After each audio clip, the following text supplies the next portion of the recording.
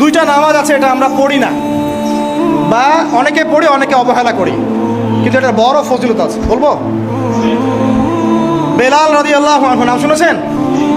যখনই নবী সাল্লাল্লাহু আলাইহি ওয়াসাল্লাম জান্নাতে যেতেন, মানে জান্নাত আল্লাহ পাক তাকে দেখাতেন, তখনই তিনি তার বেলাল রাদিয়াল্লাহু আনহুর পায়ের শব্দ শুনতে পারতেন।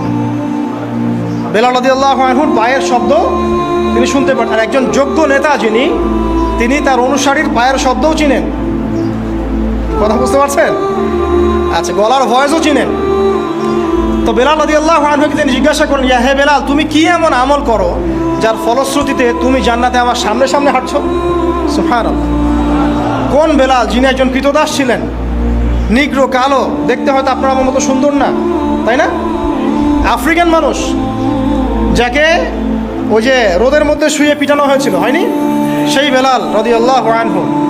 সুবহানাল্লাহ। তখন তিনি বলছেন, ইয়া রাসূলুল্লাহ, আমি তো এমন কোনো আমল করি না, আপনারা যা করেন তাই করি, তবে যখনই আমার অজু ছুটে যায়, অজু ভেঙে যায়, আমি তখনই অজু করি, আর সেই অজু দিয়ে আমি 2 রাকাত নামাজ পড়ি।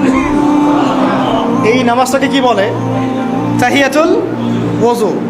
এই তাহিয়াতুল ওযুটা আমরা আদায় করার চেষ্টা করবো, আল্লাহ পাক তৌফিক দান করুন। আরেকটা আছে তাহিয়াতুল মসজিদ। দেখবেন অনেকেই মসজিদে আসি আমরা ধাপ করে বসে পড়ি, তাই না?